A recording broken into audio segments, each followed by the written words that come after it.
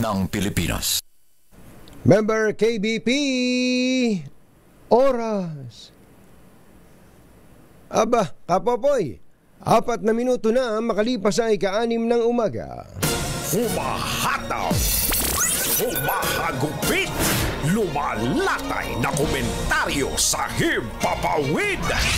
2 por 2. Walang takot sa paghimay sa masalimuot na isyu ng bayan.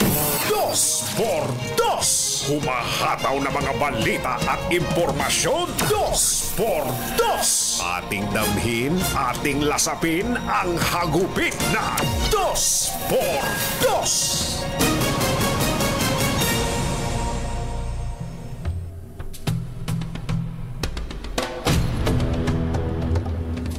Inirekomenda ng House Quad Committee na kasuhan ng Crimes Against Humanity si dating Pangulong Rodrigo Duterte at iba pang personalidad kaugnay sa issue ng war on drugs sa nakaraang administrasyon.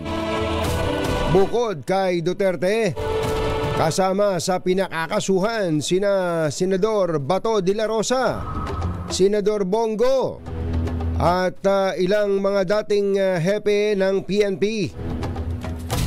Ayon kay House Quadcom Overall Chairman Robert Ace Barbers, ibinatay nila ang rekomendasyon sa resulta ng kanilang investigasyon sa isinagawang 13 beses na pagdinig at malinaw umano na ang mga nasabing personalidad ay perpetrators of crimes against humanity sa ilalim ng RA 9851. Yuel, may ganito palang batas, ano? May ganito palang batas. 9851 o itong Philippine Act on Crimes Against International Humanitarian Law. Dapat ganun ang basa, ha? Medyo nangongongo ng konti. Genocide and other crimes against humanity. Inirekomenda din po ng Quadcom ang pagsasagawa ng investigasyon laban kay Davao City Congressman Paulo Duterte dahil naman sa issue ng illegal drug trade.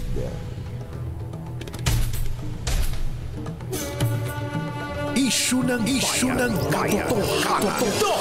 2 Pagmaitim ang balak, magtago ka na. 2 por 2. Si Jerry at si Anthony, narito na. 2 por 2. Hahataw ng todo, urado ka.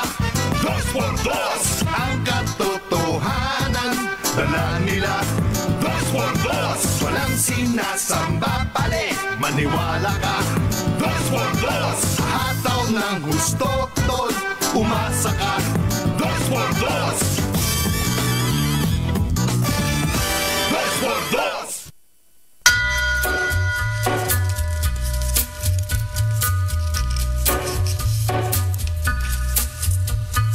Take a little walk to the edge of Hi. across the track. Maganda muli. I docked Yuel, ganda nitong pagkakatimpla mo dito, ha? Iba ang dating ng audio ko ngayon. Naririnig yung boses ko, eh. in the border. Iba talaga pagka voice over announcer yung sinusundan mo. Ganda ng boses, eh. Hi. 1, 2, 3. Check. 1, 2, check.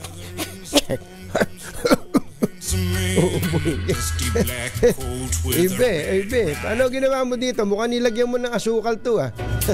Ganda, eh. Magandang umaga, bayan! Ito po si Anthony Taberna. Humahabol, may hinahabol si Jerry Baha. Muli pong sumasa inyo ang 2 por 2 sa umagang ito ng Friday! Yuhuu! Aba, matindi yung pambungad natin, ha, pero tingin ko mas matindi to, mother. So yung 137 million pesos na budget ng PhilHealth para sa anniversary nila, binawasan na daw. Ang laki pala ng gagastos. Ito yung gagastusin eh. Yung collaterals lang, yung mga promotional materials. Halimbawa itong jacket. Bigyan ng jacket yan. Oh. Ang jacket daw ay gagastos ang PhilHealth ng 13.6 million. Ang PhilHealth ay gagastos ng payong 7.9 million pesos. Sticker 7.3 million pesos. Tote bag 1.8 million pesos. Anniversary shirt 3.6 million pesos. Marketing shirt 1.9 million pesos. Nakita nyo na po. Pero dahil sa pag-iingay ng sambayan ng Pilipino, hindi naman tayo galit sa PhilHealth, mga kababayan. Hindi tayo galit sa PhilHealth. Paano ka namang magagalit sa PhilHealth? Pag nagkasakit ka, sabihin ng PhilHealth, ikaw yun ha. Hindi naman tayo galit sa PhilHealth. Ang sinasabi lang natin, yung tamang paggastos ng pera natin. Pera natin yan eh. Hindi po ba, mga kababayan? Naalala ko tuloy, Yuel, pasensya na, ikaw yung lagi ko nababanggit. Naalala ko tuloy, medyo malungkot lang po itong naalala ko na to. Dahil katakot-takot po sa atin, sa mga nakikinig po sa atin, ang nagre-reklamo. Nagre-reklamo na sila daw ay wala daw silang napapala sa PhilHealth. Tanungin mo kung nakapaghulog na ba sila sa PhilHealth sa buong buhay nila. Hindi pa. Hindi pa pala. Pero ito po, ito totoong istorya to. Nung pong ang aking tatay ay nasa ospital, nung malapit na po siyang pumanaw, 2002 ito natatandaan ko Ngayon po, medyo malaki po yung babayaran ko sa Kabanatuan, sa ospital, sa Kabanatuan. So, ako po'y, meron pa tayong contact sa PhilHealth. Dahil ako po'y nasa ABS-CBN na noon, may natatawagan tayo. Ang akin po pwede bang makabawas man lang sa PhilHealth, si tatay, si tatay. Si tatay po ay nagbabayad po sa PhilHealth nung siya malakas pa. Dahil sa siya po'y nagkasakit, na stroke, tapos naka-recover, tapos nakapagmaneho uli ng bus. So nagbabayad po siya. Ang totoo, nung natigil yung kumpanya, nag-voluntary contribution pa siya. Kaya lang hindi ko siya pwedeng maging dependent nung natigil na siya sa pagbabayad ng PhilHealth dahil nga nagkasakit dahil sa wala pa siyang 60 years old. Hindi pa siya dependent. 59 years old lang 59 years old lang po ang aking ama, si Antonio Taberna Sr. Siya po yung katunying talaga. Siya po yung totoong tunying. Mga kababayan. Tumawag po ako sa PhilHealth. Sabi ko, baka naman pwede nang maipakiusap. Baka pwede nang maipakiusap na ang aking ama na, tingnan nyo po ako yung record ninyo, siya po naman may mga contribution, kaya lang naputol Gawa nung siya ay nagkaroon ng mabigat na karamdaman. Ngayong kailangan niyang PhilHealth, baka naman pwedeng, ang tatay ko po ay, nung panahon na yon ay 59 and a half years old. Magsi-60 na para maging dependent ko. Kaya lang, hindi na nga yung pagiging dependent ko na siya ay nagbayad naman nung siya ay malakas pa, na wala naman siyang napakinabang dun sa kanyang binayaran. Pero alam niyo po, dahil sa batas, nanindigan po ang PhilHealth na hindi mag-awas man lang dun po sa babayaran namin sa ospital para po sa aking ama na may karamdaman. Hindi ba ako ang may karapatang magalit? Pero ayos lang yun. Kasi batas yun Yung sinasabi nila hindi talaga pwede. Meron daw, kailangan yata tuloy-tuloy na ilang taon na naguhulog ka. Yun nga, nagbabayad na. Ngayon, katakot-takot ang mga kababayan natin na minsan, isang kusing walang binayaran sa PhilHealth pero nakikinabang na sa PhilHealth. Pero kung kung makapagreklamo po tayo iwagas, okay lang namang magreklamo, pero minsan OA na tayo magreklamo eh. OA na po tayo magreklamo eh, no? Pero ganun pa man, kaya ko lang nabanggit yon. Gusto ko lang pong sabihin sa inyo, ang laki na nang nagbago sa PhilHealth. Ang laki na po nang nagbago sa PhilHealth dahil nung araw nga kapag ka hindi ka member, wala kang pakinabang eh. Pag hindi ka naghuhulog, wala kang pakinabang. Pero ngayon, kahit na wala ka pang hulog, basta Pilipino ka, pwede kang makakuha ng benepisyo mo sa PhilHealth. O, palakpakan natin ang PhilHealth. Yuhuu! Palakpakan PhilHealth. Pero, kapag ka ginaganito nyo naman ang pera namin, ito, pera natin, kung di pa kayo nasita, 138, tumigit kumulang 138 million pesos para sa inyong anniversary celebration. Anak ng bakang dalaga naman, oo. Jerry Baja at Anthony Taberna sa 2x2 sa DZRH.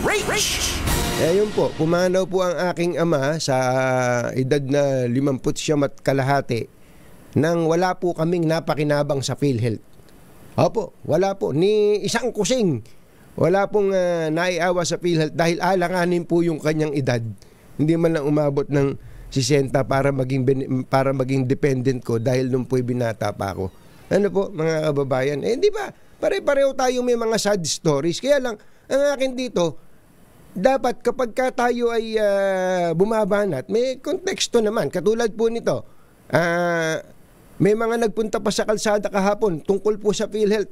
Bakit daw hindi binigyan ng subsidy, yung dagdag na pera ng Kongreso ang PhilHealth? Ang daming ang pera ng PhilHealth eh. Ang dami. Kumbaga, andito ka, binabanata natin yung PhilHealth dahil sa katakot-takot kung gumasta. Tapos nung sinabi ng Kongreso na huwag muna namin kayong bigyan ng pera dahil marami kayong pera at kung saan-saan nyo lang ginagasta, galit din tayo. Hindi ko alam kung saan na ba tayo pupunta. Galit tayo dahil ginagastos ng PhilHealth yung pera natin ng walang patumangga at kulang-kulang yung binibigay na benepisyo sa atin at pagkatapos pinahihirapan ka pa, etc. Tapos sa kabilang banda naman, galit ka din dahil sinisinop ng pamahalaan ng pera, ayaw bigyan ng pera yung PhilHealth dahil marami silang pera na hindi ginagastos ng tama. Saan ba tayo pupunta doon? Saan ba tayo pupunta? Igabayan nyo nga ako, mga magulang at mga mahal na taga-subaybay. Igabayan nyo nga ako. Isip-isipin nyo, ang PhilHealth mismo nagsabi, humigit kumulang 700 billion pesos ang pera nila. At sila din ang nagsabi na yung pera na binibigay sa kanila ng Kongreso for 2 consecutive years, actually 3, ay ini-invest lang nila.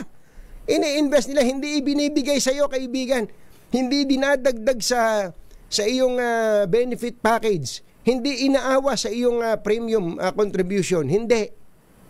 Ano ginawa nila? In-invest lang nila yung pera. Anak ng bakang dalaga uli. Ang mga kumbatsero ng bayan, Katunying at Ka-Jerry, 2x2. Mambirang patis, ba't ba ganyan tayo nakapag-umpisa? Dito nga muna tayo. Let's Marvin Gaye and get it on. Doon sa mga nanonood ng Viva Max dyan. Doon muna tayo sa Viva Max. Just like they say. Mga nanonood ng Viva Max yan. Ala. Greg, nanonood ka ba ng Viva Max? Sabi ko sa'yo, talon-talo ka ni Het eh. Ayan, si Senator Jingo Estrada nag-privilege speech. Ang sabi ni Senator Jingo Estrada okay naman na ilabas yung artistic chubachenes ng mga Pilipino. Kaya lang ito pornography yan At may kasama pang pang-aabuso. Alam mo ba, mother, alam mo ba na ito palang mga babaeng naguhubo dyan sa Viva Max? Viva Max, meron dyan, nagsushoot ng 2 araw, isang pelikula na yon. Kasi ang gagawin mo lang, maghuhubo ka lang, tumalinghing ka lang Tapos kung ano-ano ginagawa, as in, pornography talaga, pornography. Tapos po mga kababayan, ang bayad lang pala dyan sa mga babaeng yan, 15,000 lang Het. Isang araw na shoot. So kung 2 araw na shoot, 30,000. Ito yung mga bago, yung mga baguhan. 30,000 pesos ang ibabayad mo sa babaeng ibinigay na ang kanyang kaluluwa doon sa kay Viva Max. Kay Viva Max.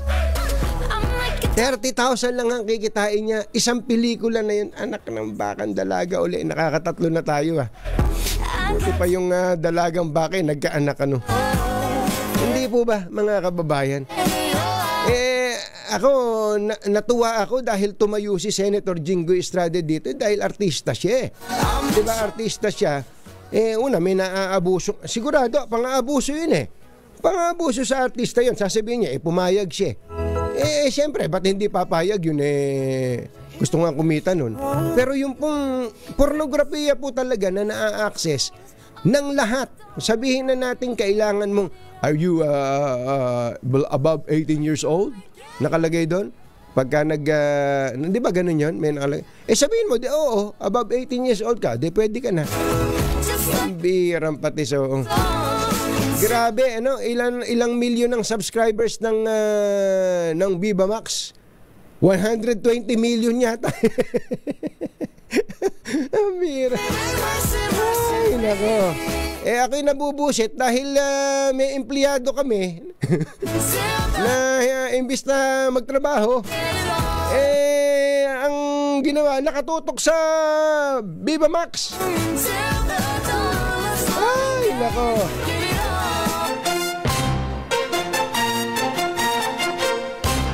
Tonying at Ka-Jerry. Anthony Taberna, Jerry Baha, ang samahang pinatibay na ng panahon. 2 por 2. Ano gagawin ngayon ng gobyerno dyan? Meron bang K ang MTRCB para gawa ng hakbang yan?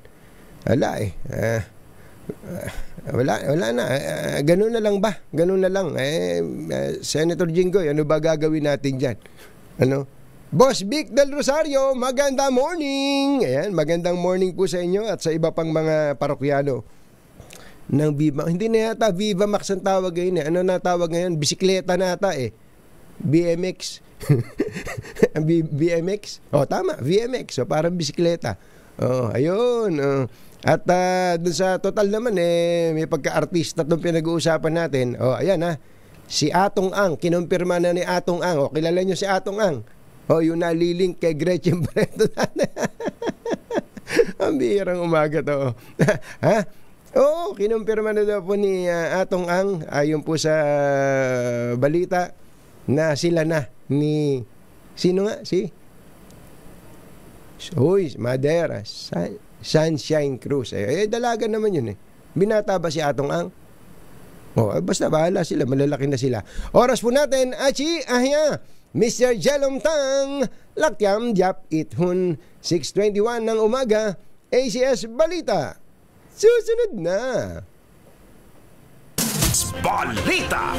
Ang programang ito ay hatid sa inyo ng ACS Manufacturing Corporation, ISO Certified, maker of world-class quality Pride detergent.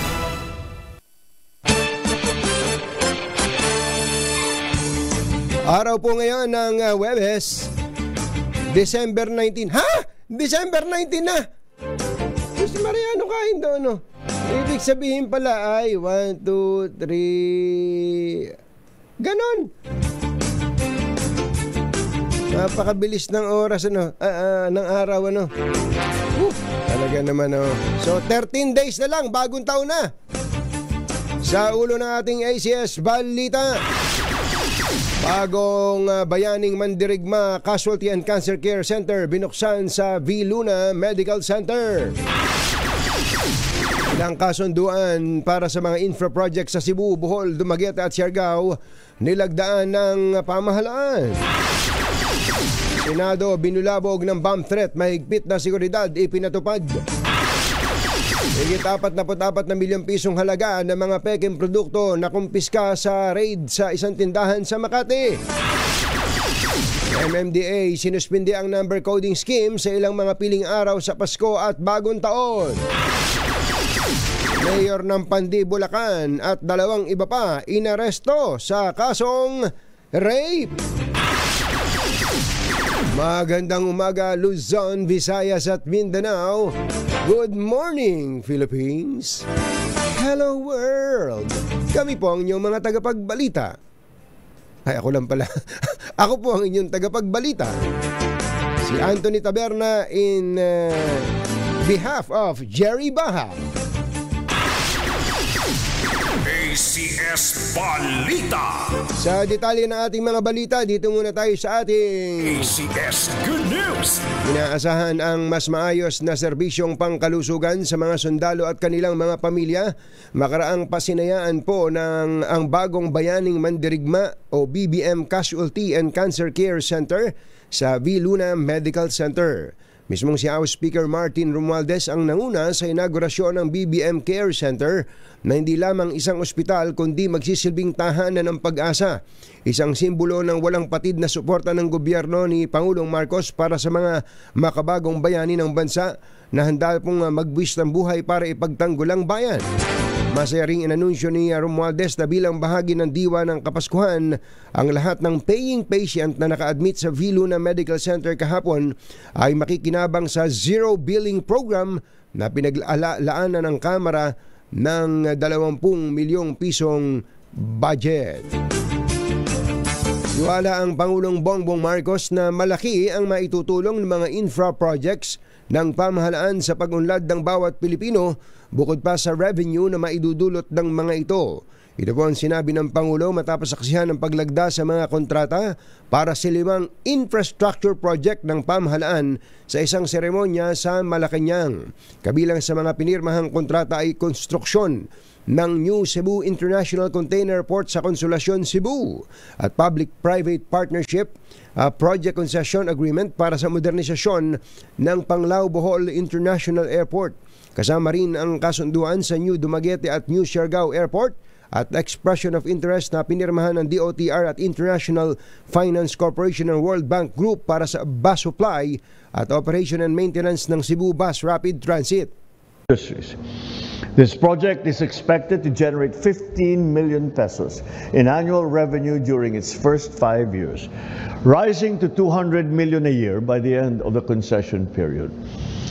But more than just the revenue, its true success will be the number of lives that it will change for the better in Bohol. It is a promise to our beloved people that they will be the first to benefit from the continued arrival of tourists and of investors.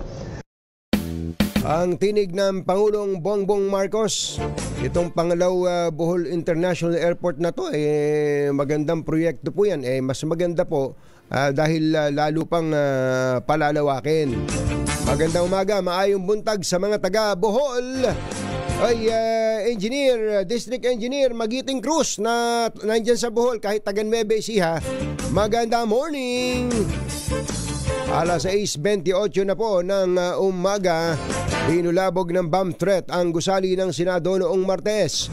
Ayon kay Senate Secretary Renato Bantug Jr., natanggap nila ang banta sa pamamagitan ng Facebook ng dahilan para maghigpit sila ng seguridad sa loob at labas ng gusali.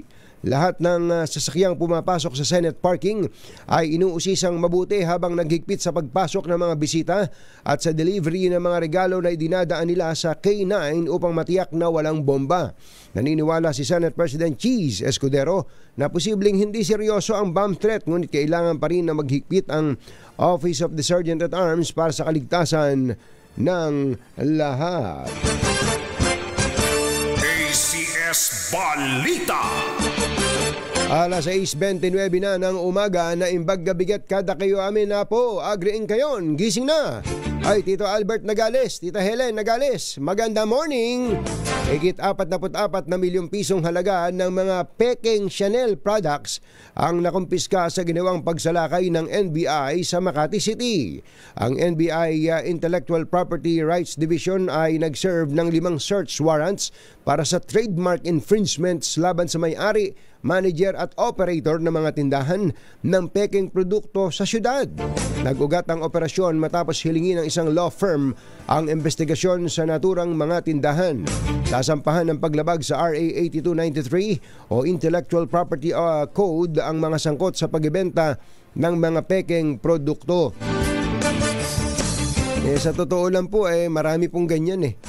May mga kababayan tayo na tumatangkilik kasi mas mura. Hindi ba, Mother? Isipin po, nakasuot ka ng Chanel. Damit ba yun? Bag. Bag pala. Ikaw ba, Mother? Ano mga paborito mo? Louis Vuitton. Gusto mo yung Louis Vuitton? Mga simple lang yung mga gusto mo. Pero kung may magbibigay sa'yo, pwede naman. Kahit peke. Kahit peke, oo. Kasi may mga imitation no? Yung may mga imitation, ang tawag nila dyan, parang class A imitation, ano? Pagka daw, ano ba, tama ba itong sinasabi ko, may nakakwentuhan kasi, may ganun daw klase, yung halos pareho.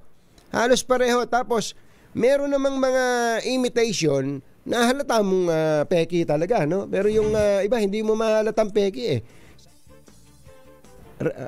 halos replica nga. Pero yung halimbawa diyan sa ang sikat dati diyan yung Green Hills, no? Pagka sa Green Hills ka nagpunta, lahat ng klase ng brand mabibili mo. Ewan ko ngayon kung marami pa rin gano'n, ano? Sabi nga nila, kahit daw peke yung relos mo, kahit peke yung damit mo na branded, nasa nagdadala lang yan. Ayun, ganun sana. Alas 6:31 na ng umaga. Diyos maray na aga sa Indogabos, mga Bicolano, mata na kamo, gising na. Suspendido ang number coding sa Pasko at Bagong Taon sa Metro Manila.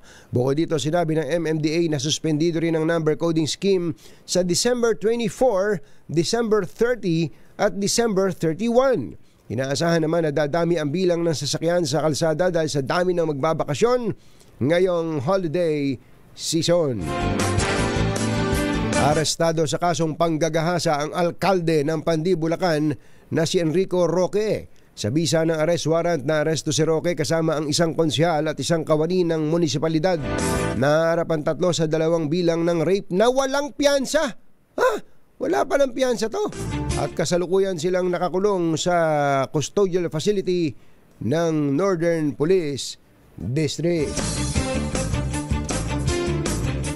Susunod! Ayan. Doon po sa mga nag-aabang ng update sa budget. Ito, may nagsabi sa atin, Mother. Ang sabi daw ng Pangulo nung nakita niya budget, hindi ko ito masikmura.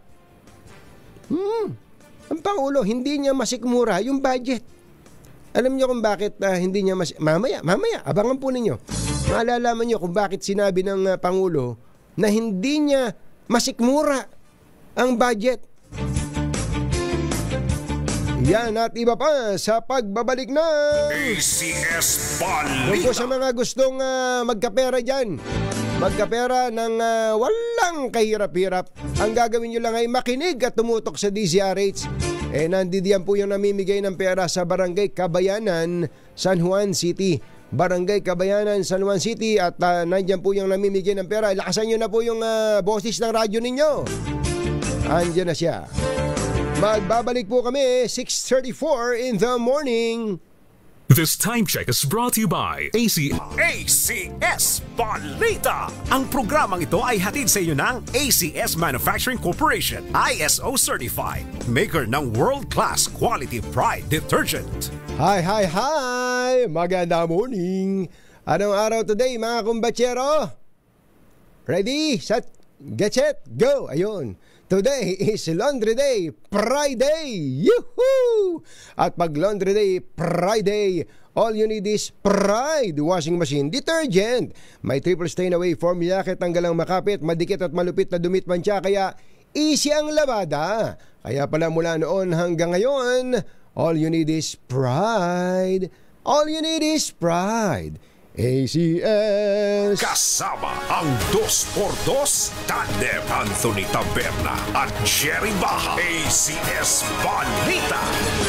Nakatakdang ibito ng Pangulong Bongbong Marcos ang ilang probisyon sa panukalang 2025 National Budget. Kasunod ito ng pagtapya sa pondo ng Department of Education at zero subsidy naman sa Philippine Health Insurance Corporation. Una nang kinumpirma ni Executive Secretary Lucas Bersamin ang hakbang ng Presidente at ang anunsyo nitong hindi agad mapipirmahan ang panukalang 2025 budget bukas. Alam mo, Mother, yung pagkakasabi ng ayon sa source natin na ang sabi daw ng Pangulo, hindi ko na nakilala tong budget na to Kasi yung NEP, yung National Expenditure Program, yung isinasubmit ng Kongreso, nung Malacanang sa Kongreso para for their deliberation, ang tawag po doon NEP, yun yung President's Budget kung tawagin. At lahat po ng nandun, supposedly, mga pinag-aralan bago mailagay dyan. Kasi lahat ng departamento, hihingan mo, ano ba mga kailangan mo? Ano ba yan? Bakit mo kailangan to? So meron pong mga tinatawag na mga program of works, mga feasibility at kung ano-ano pa mga kababayan. So yun yung nilalagay sa President's budget. Pagtingin daw ng Pangulo sa budget, ano to? Sino to? Kaya ang sabi nung kausap ko na napakinggan ng statement, hindi daw talaga masikmura ng Pangulo yung budget na ipinasa ng Kongreso. Dapat pipirmahan na yan bukas kasi yan ang traditional Sino ba may gusto ng reenacted budget?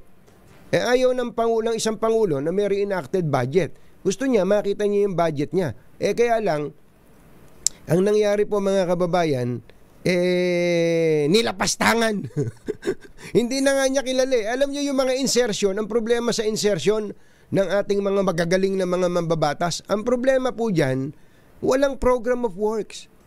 Singit nga kaya nga singit Mga pinagsisisingit lang po yan Kaya yung mga pinag-isipan, yun ang natatanggal at yung mga isiningit dahil sa kung anumang mga intensyon o motivation ng mga mababait at magagaling nating mga mambabatas, yun po ang nabigyan ng prioridad doon po sa iniimprentang budget ngayon. Kaya, sino to? Sabi siguro ng Pangulo, sino to? Sino tong budget na to? Hindi ito yung budget na pinadala ko. Natural po naman na meron kaya nga ang power of the purse ay nasa Kongreso. Okay lang naman yun. Pero yung lapas na, eto po meron pong source na nakausap ako na dalawa.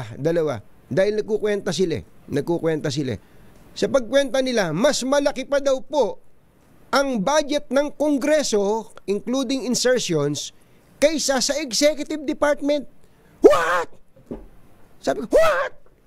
Yung mga arte ni Bentisoy, muntik na mahulog sa screen po, yun po yung kaya po ako hindi ako magtataka, Mother Ako hindi ako magtataka kung wala na yung mga ceremonial signing ng budget ngayon Dati, di ba?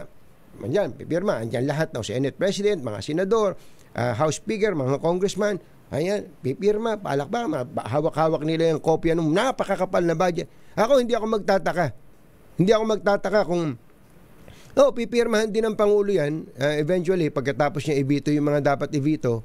Pero tingin ko hindi ako magtataka kung wala nang seremonya dito Dahil sa pagkakainisan Siguro ang Pangulo napupuno na rin napupundi na rin ACS Balita.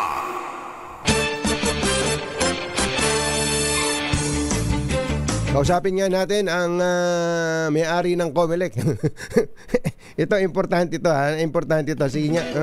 Nang maiba naman, puro na lang tayo usapang pera. Dito naman tayo sa usapang yung binibili ng pera, boto. Magandang umaga po. Mr. Chairman George Garcia, magandang morning.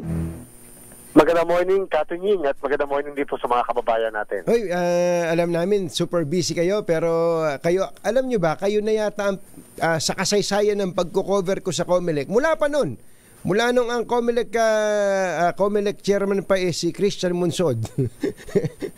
Hanggang ngayon, kayo na yata ang most accessible Comelec chairman of all time. Pwede ba sabihin yan? Maraming salamat po sa inyo.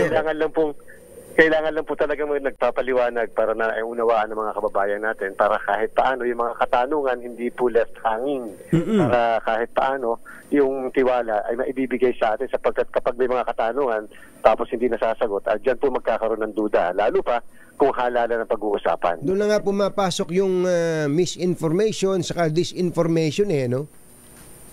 Opo, at kinakailangan labanan natin yan. Pare-parehas dapat sama-sama tayong lalaban. Sa fake news, lalong-lalo na po, Katanying. Opo, okay. Ano na po ba status ng pag-iimprenta natin ng balota? Katanying, yan po ay magsisimula sa Enero 6 at January 6. Tayo po ay mag-iimprenta, Katanying, ng 73 million na balota. At tayo po 73 million na balota base sa amin pong estimate. Pinag-aralan namin yan ay 77 days natin na maiimprenta kasama yung mga verification. At kung magkaganon po, ito ay matatapos ng April 14 ng mga isang buwan pa, at least isang buwan bago yung mismong eleksyon natin, ng Mayo 12 upang ito ay mas ma-distribute ng maayos sa iba't ibang parte ng ating bansa. 73 million na palang balota ngayon, ano? Dami. Nung last election po, ilan po yung inimprenta?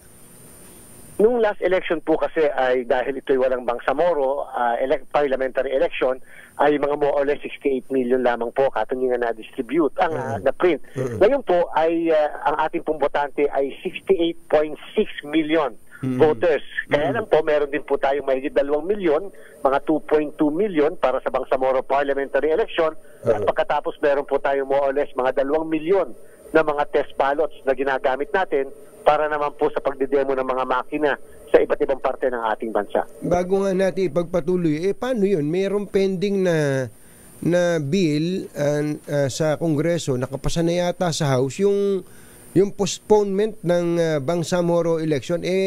Kung mag-uumpisa na kayo ng imprenta ng balota, di kasama na sila sa imprenta, yung mga kandidato para sa BARM.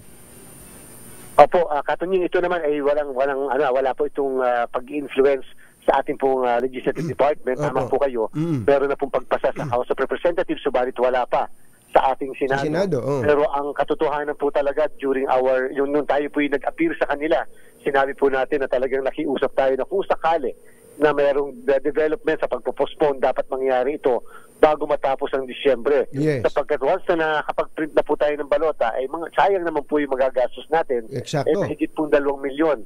Yan pong Bangsamoro parliamentary ballots. At gusto ko na po liwanagin, Katanying, sa mga kababayan natin sa Bangsamoro na nakatutok sa inyong programa.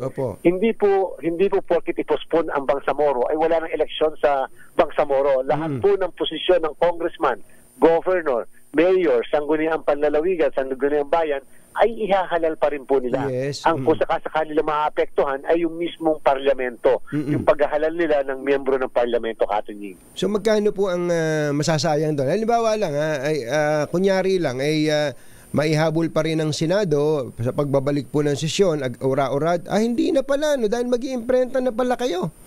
Mag-iimprenta na kayo ng January 6 po.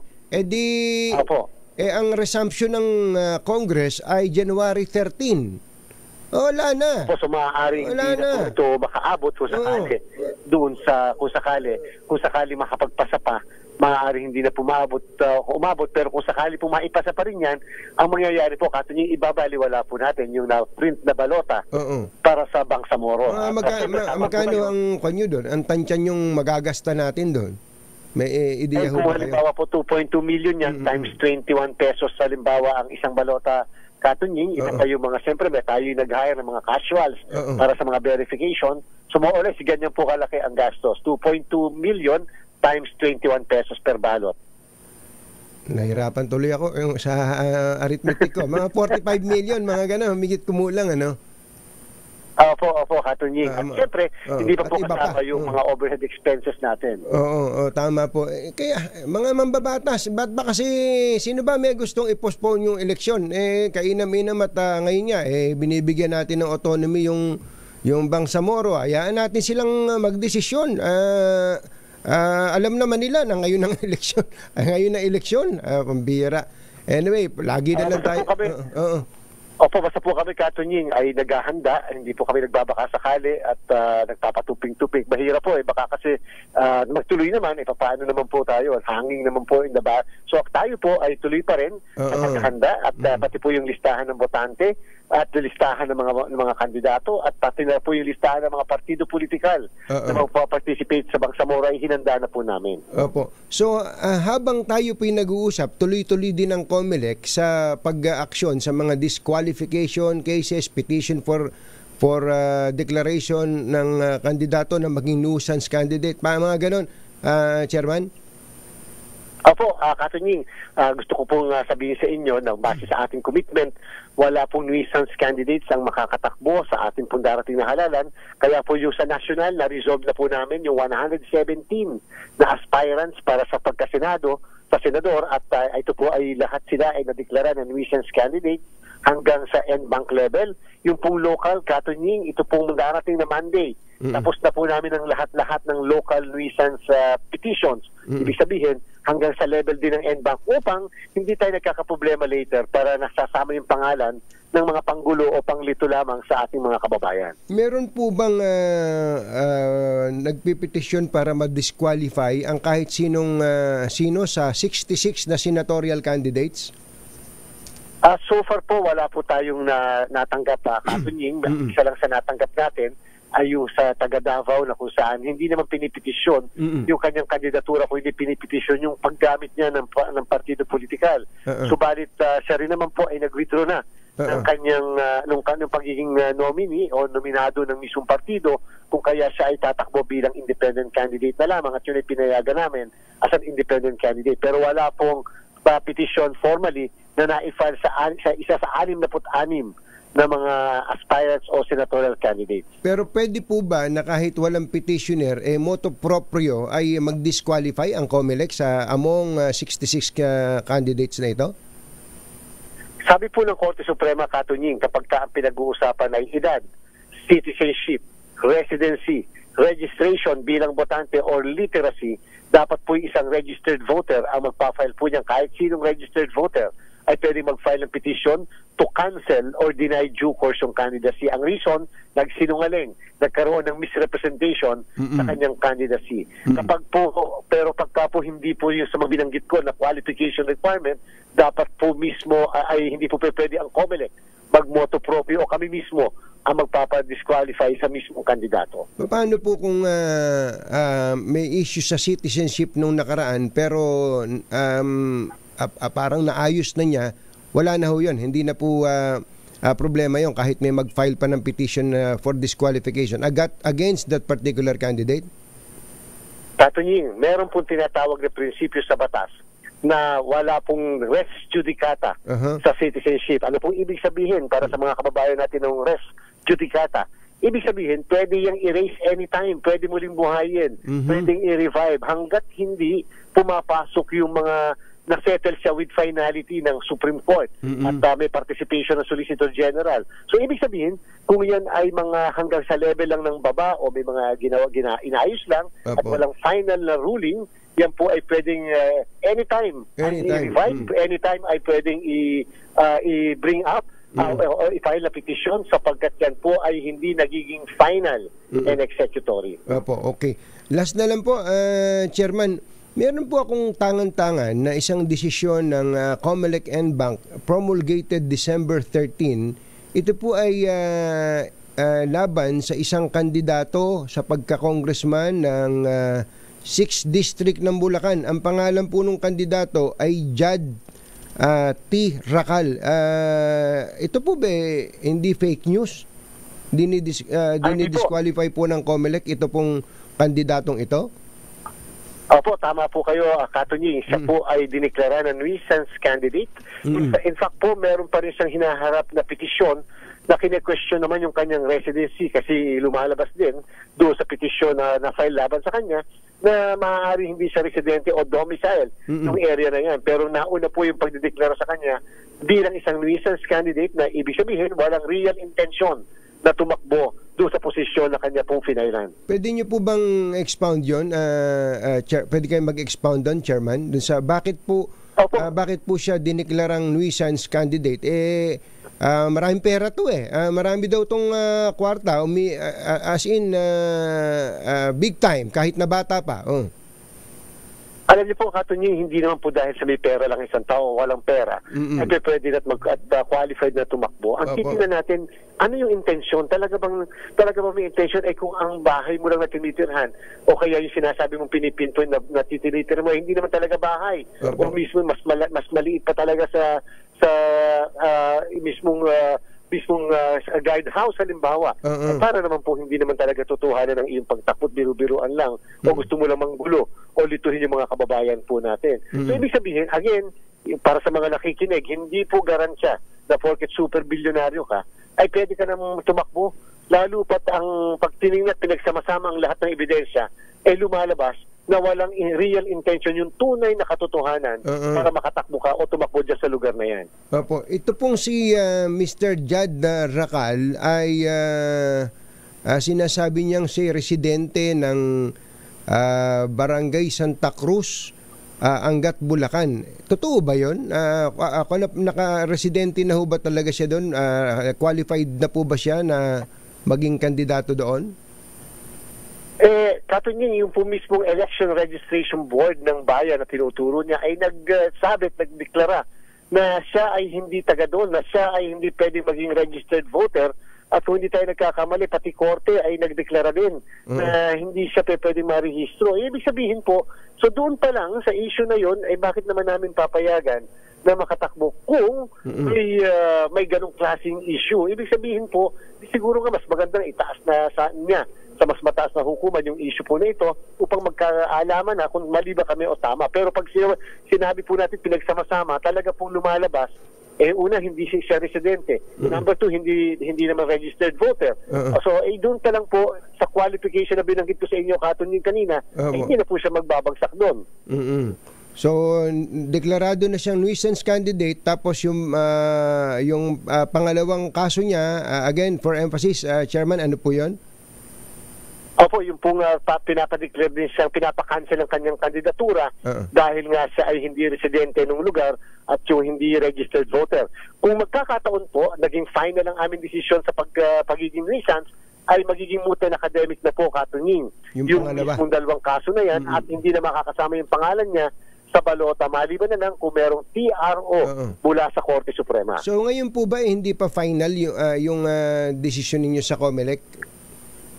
5 araw po yun pagkatapos niyang matanggap yung aming desisyon. Kung hindi po ako nagkakamali, ay parang hanggang bukas. Ang finality noon. So, ibig sabihin, magpiprint po kami ng balota sa January 6, at kung wala po kami makukuhang TRO, status quo anti-order, ay amin po tatanggalin yung pangalan sa listahan. Yan po yung epekto ng pagdideklara ng nuisance candidate ng isang kandidato. Ayun, mabutit kinlaro nyo po yan. Maraming nakikinig sa atin sa Angat, sa bahagi po ng Santa Maria. Maagang magsigising mga tao doon. So, habang nag-uusap tayo in so far as COMELEC is concerned, itong kandidatong si Jad Racal ay panggulong kandidato, maliban na lang kung siya po'y makakakuha ng TRO sa husgado in the future. Maraming salamat po, Chairman. Magandang umaga po sa inyo. Maraming salamat po. Katunyi, maraming salamat po. Mabuhay po kayo. Salamat. Mabuhay po kayo. Si COMELEC Chairman George Garcia. Kasi naging problema ngayon sa bayan natin, yung mga mapipera, yung mapiperang gustong pasukin ng politika, dalawa ang, hindi pala politika, gustong pasukin ng Kongreso.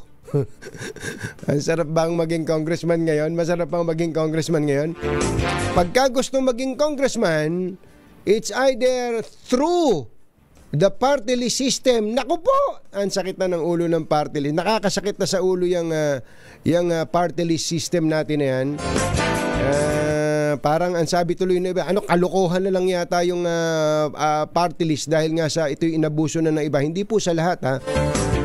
Yung pangalawa po, ang ginagawa, pagka may kongresista na dun sa lugar nila, na sabihin nating mabigat na kalaban, pupunta sa lugar na medyo tingin nila, kakayanin nila. ayun, bibili ng lupa doon o kaya magpupundar ng negosyo doon at sasabihin, residente siya na isa. Anak ng bakang dalaga. Ano na nangyayari sa atin? 6:59 ng umaga, nagatid sa kabuuan ng ating ACS Balita. Ito po si Anthony Taberna. Sa pangalan po ni Jerry Baha. Balitang makatotohanan, balitang maaasahan. ACS Balita. Ang programang ito ay hatid sa inyo ng ACS Manufacturing Corporation, ISO certified, maker ng world-class quality Pride detergent. Berna Jerry Baha. 2x2. 2x2.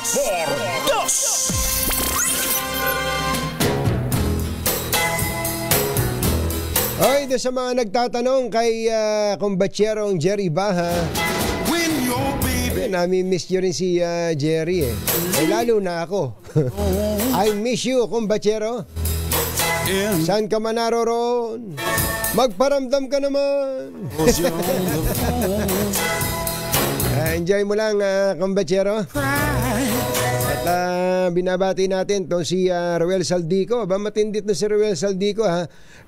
Most Outstanding Provincial Field Reporter of the Year sa Gawad Hero of the Year Award ng Gawad Pilipino dahil sa kanyang mga coverage sa mga kalamidad dyan sa Kabikulan. Magandang umaga at happy birthday din kay Kevin Emmanuel Pagdanganan. Binabati ka ni Ray Anthony Ang ng Radyo Agila. Kumusta po ang ating mga taga-subaybay sa Laguna? Kumusta ba ang eleksyon dyan? Malakas daw yung Sol Aragones,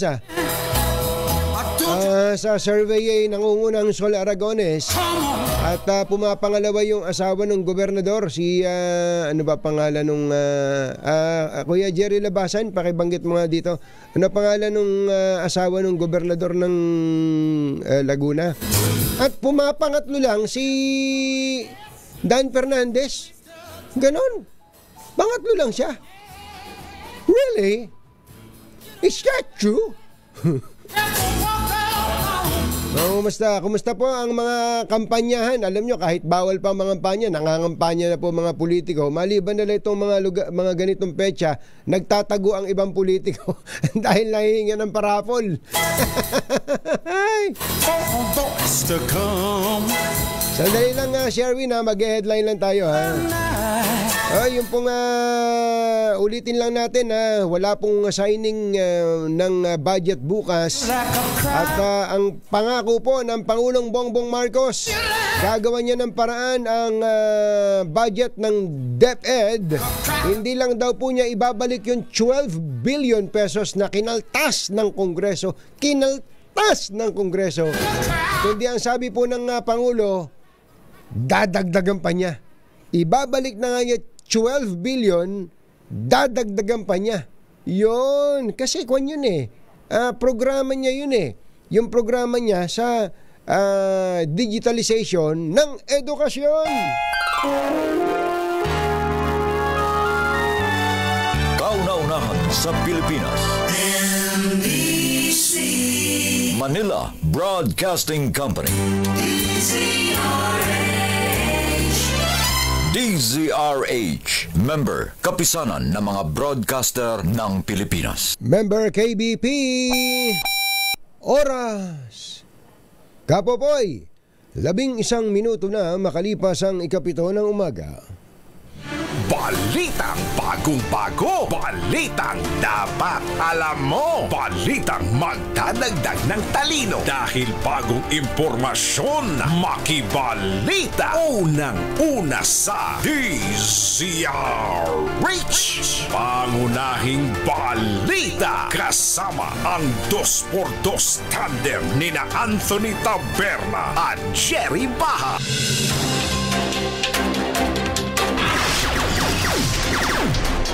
Araw po ngayon ng Huwebes, 19 sa buwan ng Disyembre 2024.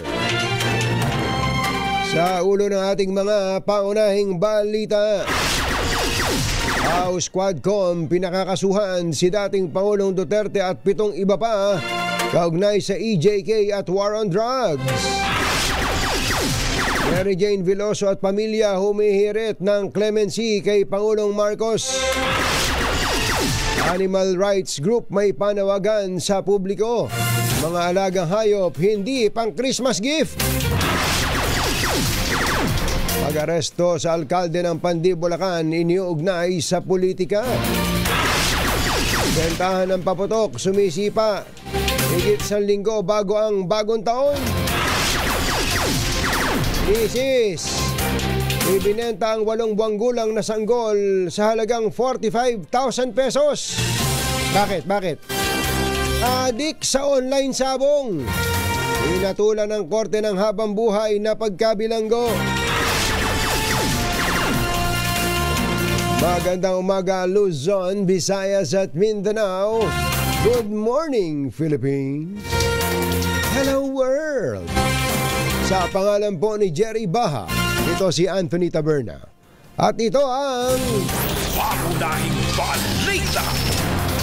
bago lang natin na basahin ang mga pangunahing balita, mamigay muna tayo ng kwarta.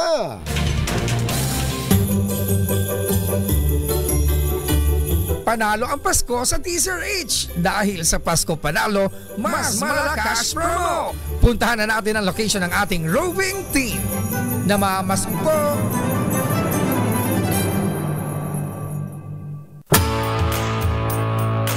Sa Barangay Kabayanan, San Juan, may nanalo na. Sherin Alfaro. Go, go, go! Dito nga sa kanto ng R. Fernandez at ng A. Rita, may sikat ditong kainan, yung Nones Eatery. At dito sa Nones Eatery, tignan mo mga eksena at mga ganap. Abala ang lahat. Pero ang pinakaabala dyan, syempre yung nagluluto. Pero yung nagluluto, imbis na mag-concentrate sa pag-iihaw ng napakasarap na pusit, ang tataba ng pusito. Taba, grabe. Tignan mo. Ano bang nasa relleno ba yan? Relleno? Rellenong pusito, may lamang, ano laman ito, chef? Sibuyas at saka kamatis. Sarap. Buo, ginayat po. Tinatad na sibuyas at kamatis ang laman yan. Pero yung amoy, tignan mo. Specialty ito sa Nonis Eatery. Nakagutom naman. Isa to sa mga specialty ng Nonis Eatery ito. Etong inihaw na pusit. Magkano yan? Magkano isang order? Magkano isang order nito? 180 to 150 po. Depende sa laki. Depende po sa laki. Isang piraso lang yon? Isang piraso? Isang piraso po, Sir Anthony Taberna. Isang piraso. Kumusta benta, kuya? Sir? Kumusta naman ang benta?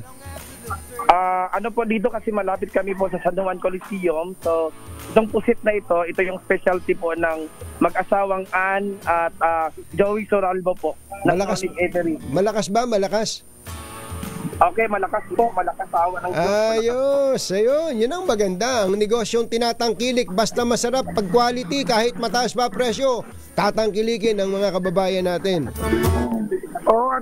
Hindi lang yan yung masarap. Ang dami pang masarap na ulam dito. Okay, mayroon kare-kare. Mayroon pong may adobo pata. Marami pong mga ang sisig po dito masarap sa Nonis Eatery. Soralvo Nonis Eatery po. Ang mas masarap doon, Anthony, habang kumakain ka, nakikinig sila ng DCRH.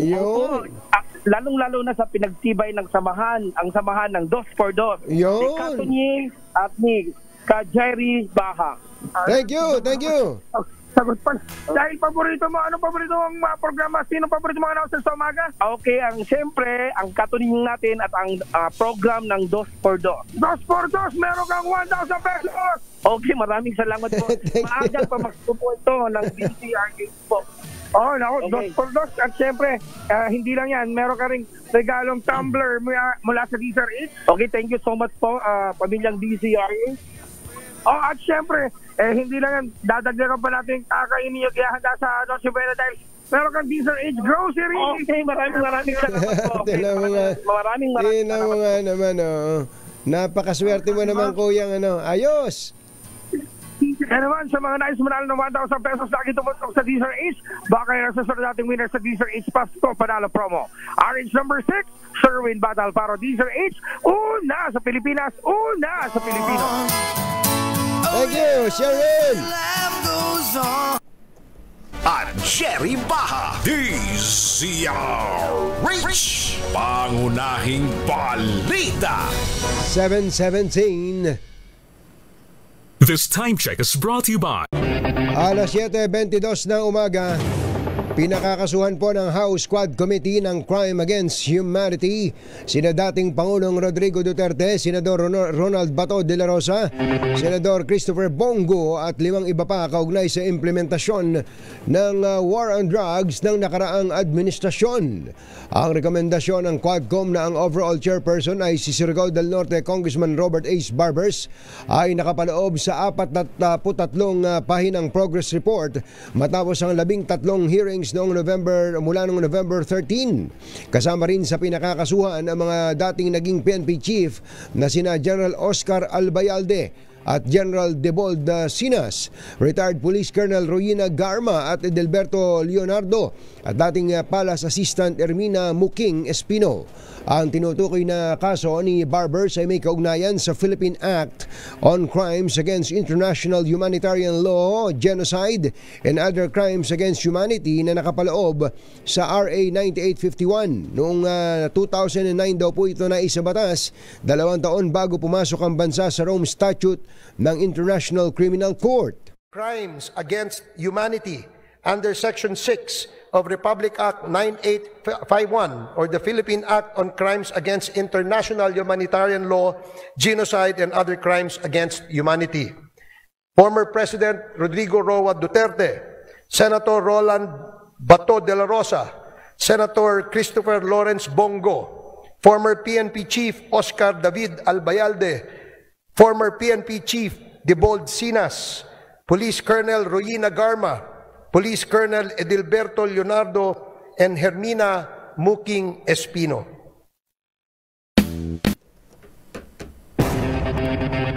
Si Congressman Robert Ace Barbers. Handa daw po si Senador Bato de la Rosa na harapin ang kasong isasampa ng House Quadcom laban sa kanya kasama sina dating Pangulong Rodrigo Duterte, Senador Bongo at iba pa. Sa panayam ng DZRH, sinabi ni Bato na bahagi ito ng demolition job para i-discredit ang dating Duterte administration at lumiit ang tsansa nila na manalo sa 2025 elections. Sinabi ni Bato na kung magtatagumpay ang kanilang mga kritiko at hindi sila manalo ni Senator Go, tiyak na wala nang haharang sa impeachment ni Vice President Sara Duterte. Samantala, malaki ang tiwala ni Senator Bato sa mga korte ng Pilipinas, partikular sa Supreme Court, kaya hindi siya nangangamba sa isasampang anumang kaso laban sa kanya. Pagdating naman sa korte, malaking tiwala ko sa ating mga korte sa Pilipinas. Alam ko, may tiwala pa rin ako sa ating mga hudikatura ng mga Pilipino. Tiwala pa rin ko sa kanila na they will make everything that justice must prevail. So, tiwala tayo dyan.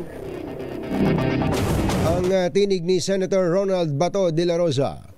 Samantala, nanawagan si Mary Jane Veloso kay Pangulong Bongbong Marcos na irigalo na sa kanya ngayong Pasko ang clemency upang tuluyang makalaya, makasama ang kanyang pamilya at makabawi sa malaking pagkukulang niya sa mga anak. Ang panawagan ay ginawa ni Mary Jane na pagdating sa Correctional Institution for Women kung saan nayakap nito ang mga anak at kanyang mga magulang. Iginiit ni Mary Jane na inosente siya sa kasong drug trafficking na ilang taon na rin niyang pinagdusahan sa prison facility ng Indonesia. Samantala, clemency rin ang hirit ng bunsong anak ni Mary Jane na si Mark at handa raw siyang lumuhod sa harap ng Pangulong Bongbong Marcos, mabigyan lang ng clemency ang kanyang ina. Ang sasabihin ko lang po kay Presidente Bongbong Marcos, sana po mabigyan niya po agad ng clemency si Mama bago po magpasko. Ayun lang po kahilingan po namin. Masaya na po kami. Kahit po lumuhod po kami sa kanya, gagawin po namin mabigyan lang po agad ng clemency magulang ko. Sa ibang balita, politically motivated, ganito inilarawan ni Mayor Enrico Roque ng Pandi, Bulacan ang pag-aresto sa kanya at 2 iba pa kabilang si Pandi Councilor John Rojas at isang Raymond Rojas noong Martes ng gabi sa isang resort na pag-aari niya. Nagugat ang kaso sa 2 bilang ng rape na naganap mahigit 5 taon na ang nakalipas.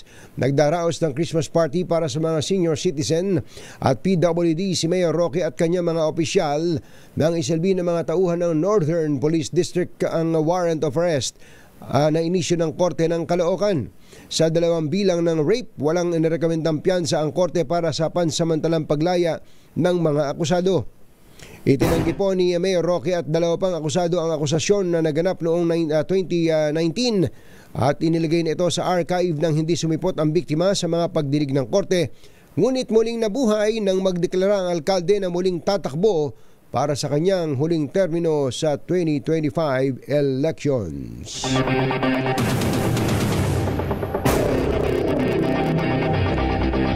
Habang buhay na pagkakabilanggo ang sentensya ng korte sa Quezon City sa isang ginang na nahuling ibinenta ang kanyang 8 buwang gulang na anak na babae. Sa ruling ng Quezon City RTC Branch 86, napatunayang guilty sa Qualified Trafficking in Persons Act ang ginang at 3 niyang kasamahan na umaktong middleman sa bentahan. Bukod sa pagkakabilanggo, pinagbabayad din ng korte ang ginang ng 2 milyong piso. Una nang inamin ng ginang na nagdesisyon siyang ibenta ang kanyang anak sa halagang 45,000 pesos matapos na mabaon siya sa utang dahil sa online sabong. Samantala, makibalita tayo sa ating mga RH reporters. Metro Manila ngayon.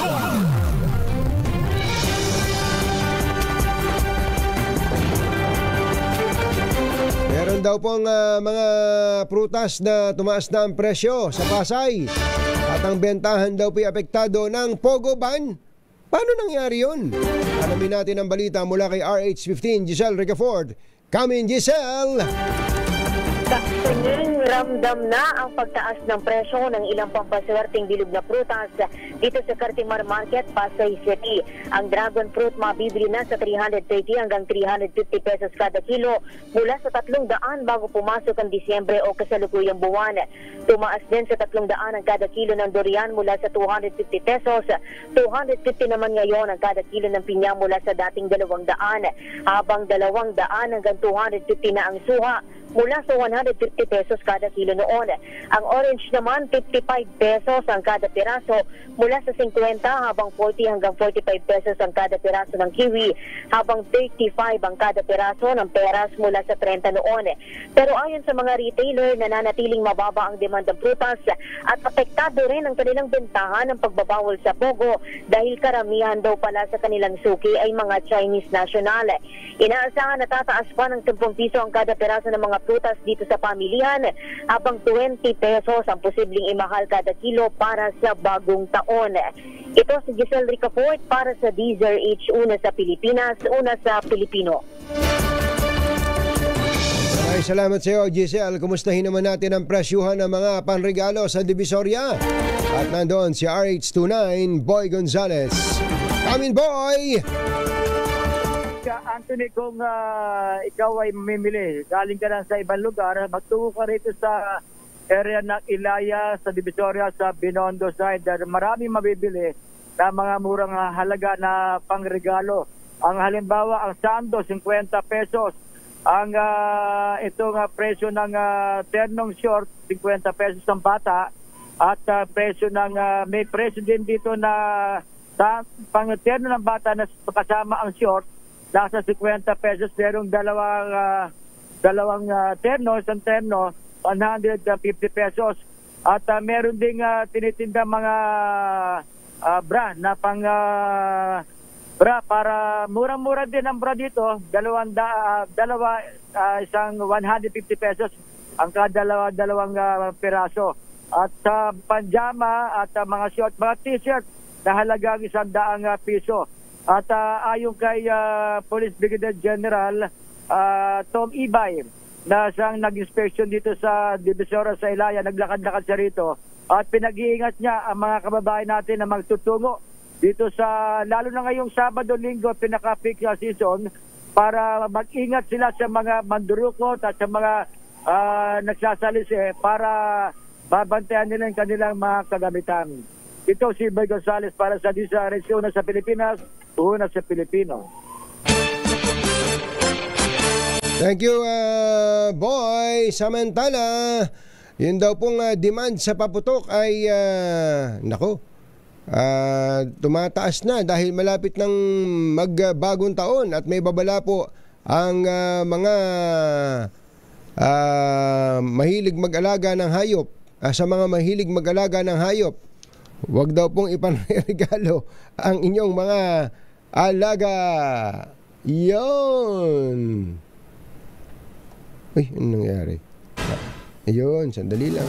Anthony Taberna at Jerry Baha, DZRH, pangunahing balita. This time check is brought to you by Pangunahing balita.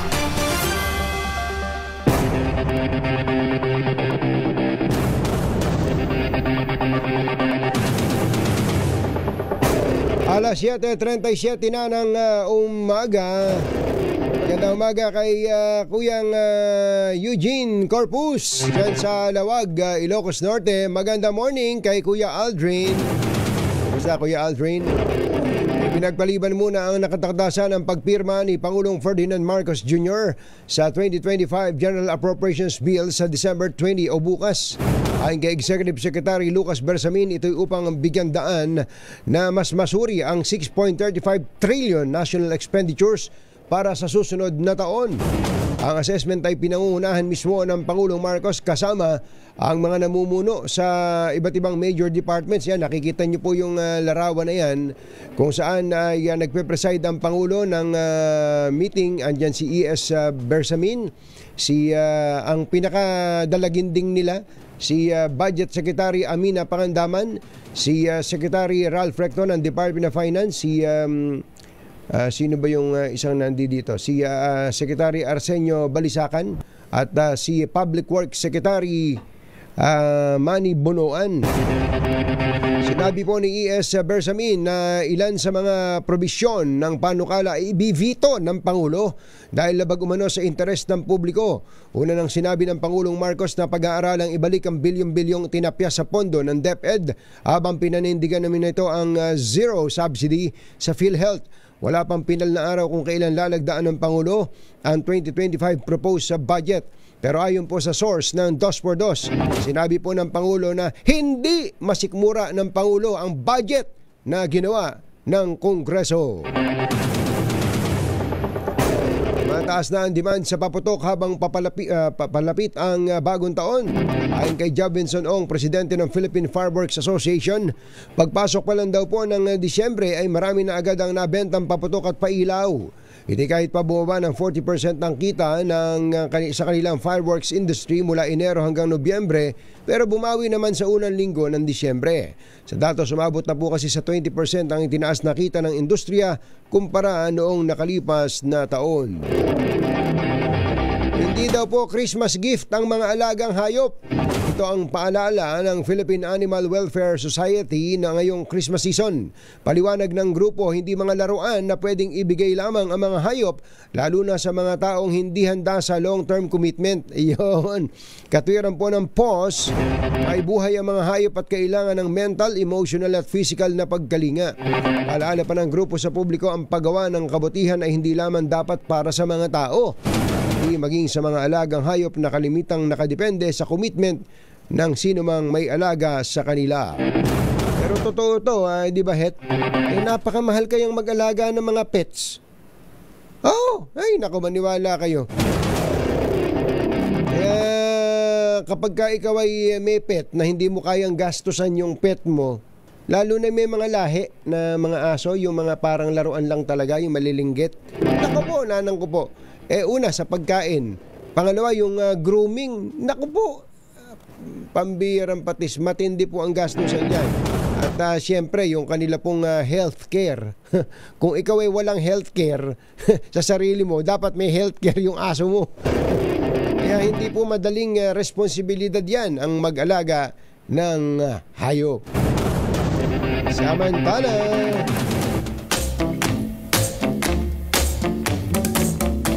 Ay, magandang morning kay Kuya Johnny Santos. Uy, ang ganda naman ng pet mo, Kuya Johnny.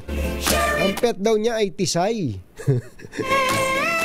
Talo ka pala ni Atong Ang eh. Yung teacher's pet. Ayun, iba naman yun. Magandang umaga at happy birthday kay Ate Kit Wong ng Hong Kong. Ay, Ate Kit Wong, kumusta na po kayo? At kay Kuya Ismael Domingo ng Virginia Beach. Binabati po kayo ni Kuya Dominic George na nakatutok sa atin. Kuya Marlon Santos, magandang morning! At magandang umaga rin at happy birthday kay Kuyang Alex Flores. Kuya Alex Flores ng VRC Vista Real Classica. Magandang morning and happy birthday po sa inyo. At magandang morning din kay Kuyang Amang Engineer Talents. Kumusta po ang mga taga Nueva Ecija? Oy, kumusta na ba yung nagbababag na mga politiko dyan? Si Mayor Ella Nagaño saka si Congressman Emeng Pascual. Kailan ba kayo magkakatuluyan? Hindi naman sa inuurot ko kayo ha, pero ayokong magkasakitan kayo. Ayoko sanang magkasakitan kayo, pero minsan kapag kasi may kasama kang mga dibarel, ha? Yung mga dibarel, mahahaba pa ang baril, nakakatapang po talaga yun Nakakatapang. Pero pag nagkaabot kayo, dapat walang may hawak ng baril, ha? Pwede siguro pampapawis lang, pampapawis lang, ha? Congressman Emeng Pascual, ayan, hawakan mo sa tenga, Si Mayor Ella Nagaño. Pwede ganun lang, di ba? Sport lang, yung mapaabot kayo, yung ilabas mo yung sama ng loob ninyo sa isa't isa, ayun, ganun. Pero yung malalapit kayo, matatapang kayo dahil ang haba ng daladalang baril ng mga tao ninyo, hindi maganda yon. Hindi maganda yon, private army na yun sa inyong dalawa yon, it applies to both of you. Kaya General Rodrigo Maranan, ang Regional Director po ng PNP sa Central Luzon, baka pwedeng lahat ng mga may private army, hindi lang sa Nueva Ecija, pati sa ibang mga probinsya dyan sa Central Luzon, baka pwedeng pakaasikaso dahil delikado ang ating mga kababayan dyan pagka ang mga pinuno natin ay nabubuhay sa baril. Sabi nga, ang nabubuhay sa baril ay sa patalim kumakapit. Hindi yata yun Oy, baka gusto niyo na magpalit ng bubong ng bahay ninyo, ha? Buti na lang may bubong na maaasahan. Gawa sa state-of-the-art technology. May aluminum na, may pintura pa. Now available na rin sa pre-painted tile span. Para sa eleganteng bubong na matibay na, makulay pa, mag-cherry loom, pre-painted ka na. Ay, baka gusto niyo nang bumili ng bagong sasakyan, lalo na ngayong marami kayong pera. I-level up ang inyong driving experience sa bagong launch na 2025 Tigo 2 Pro ng Cherry Auto Philippines. Ang new 2025 Tigo 2 Pro ay crossover SUV na may stylish design at advanced technology sa presyong hindi masakit sa bulsa.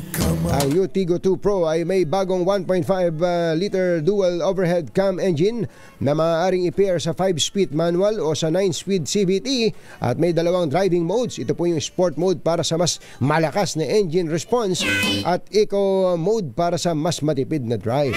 Ang bagong Tigo 2 Pro crossover ay mayroon ding 10.25 inches na infotainment, wireless Apple CarPlay at Android Auto, HD reverse camera na may dynamic available auxiliary lines at cruise control. Alam niyo ba kung magkano to, Ate Irene Messina? Tama-tama sa malapit na magretiro. Ating Irene Messina, 708,000 pesos lang. Meron ka ng brand new Tigo 2 Pro crossover SUV manual transmission. Yun. Siyempre, meron pa tong mga warranty, merong roadside assistance at iba pa. Kaya ano pa hinihintay nyo? Kung gusto nyo na ng bagong sasakyan, mag-Cherry Tigo na! Anthony Taberna at Jerry Baha. DZRH, pangunahing balita. Uy, grabe itong mga message na natatanggap natin lalo na po sa mga Bicolano, yung mga pauwi po ng Bicol. Ngayon lang, may mga nagme-message po sa atin sa aking personal na Facebook account at pati na rin po sa DZRH sa social media platforms. Kung papauwi daw po kayo ng Bicol, baka nababasa po ninyo yung mga post ng mga Bicolano. Matindi pong reklamo sa trapiko sa Andaya Highway dyan sa Camarines Sur. Ang message po nila parang walang gobyerno. Masakit to. Parang walang LTO. Kumusta kaya dyan si LTO Regional Director Franz Ranches?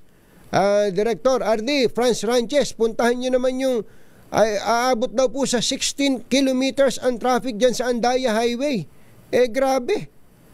6 na oras O eto, nadagdagan na pala. May mga nagme-message sa atin. 5 to 7 hours ang biyahe ngayon sa Bicol. Malapit na maging 24 hours. Anak ng bakang dalaga. Ano ba ginagawa natin dyan? Andaya Highway yan sa may Kamsur. Hoy! Gising! Susunod! Sige nga, banggitin din natin yan kay LTO Chief Vigor Mendoza. Chief, Asek Vigor Mendoza, pakikalampag nyo nga yung tao nyo dyan. Mukhang may problema dyan sa LTO sa Region 5. Susunod! Sino tong kilalang sportsman at politiko? Nanliligaw ngayon sa isang hindi na aktibong aktres na anak ng isa ring sikat na politiko. Sino kaya sila? Yan at iba pa sa pagbabalik ng Pangunahing balita. Engineer Tony Nanggel, 12 minutes bago ang alas 8 ng umaga. Number 1. Unahing balita sa showbiz. Magandang dilag. Uy, maraming nakamiss dito. Ardi Ninong Dong Tolentino, magandang morning. Kumusta ba si Governor Reynante Tolentino ng Aurora?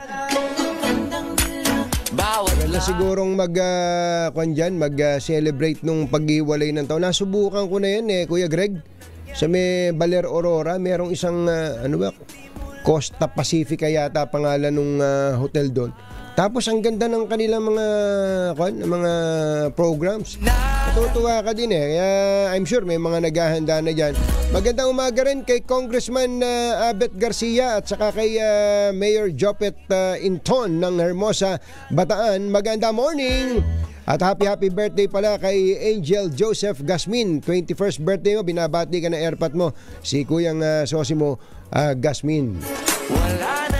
Kumusta rin pala kay Kuyang Obet Imperio at kay Kuyang Boy Fabian. Kong Doming Mariano, maganda morning! Ito na yung inaabangan nyo, sino tong kilalang sportsman at politiko na nanliligaw daw po ngayon sa isang hindi na aktibong aktres na anak ng isa ring sikat na politiko. Si Nets Itay. Alamin nga natin ang balita mula sa maraming fans na si showbiz legend Morley Alinio. Magandang morning, Morley! Yes! Magandang morning, Luzon, Visayas at Mindanao. Sobrang na-miss ko kayo ka Jared Katunying at syempre pa ang ating mga viewers and listeners. Uy, nakakaloka ang naichika sa atin ng isang kaibigan sa Showbizlandia na kung saan itong kilalang sportsman na guwapo,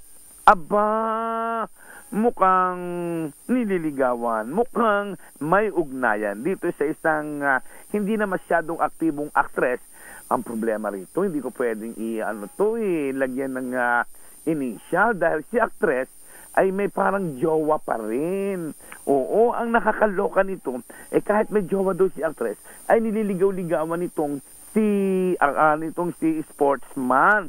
Kaya naman, bantay sarado itong si actress na ito sa kanyang pamilya dahil feeling ng lahat ay nai-inlove nga rin ito sa guwapong sportsman.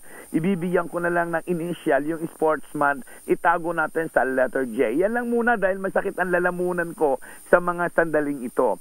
Ito po ang inyong RH47, Morley Alinio para sa DZRH. Una sa Pilipinas, una sa Pilipino. Babu! Babu! Oy, inuulit lang natin yung ating panawagan sa LTO. Sa LTO dyan po sa Bicol Region, LTO Region 5. Baka nakikinig ka, RD Franz Ranches. Maganda, alam niyo ang pinakamaganda, RD. Pumunta kayo mismo sa Andaya Highway. Hindi po totoong gumaganda na sitwasyon dahil ito, pinupug ako ng message hindi naman siguro magsisinungaling itong ating mga kababayan. Para po masiguro, pumunta po kayo, lumabas po kayo ng inyong opisina, puntahan po ninyo ito pong kalsada na ngayon. Ang haba ng traffic, 6 na oras daw bago ka makaalpas. Anak ng bakang dalaga. Jerry Baka at Anthony Taberna sa 2x2 sa DZRH. Okay, this one's for Gabby. Matindi po itong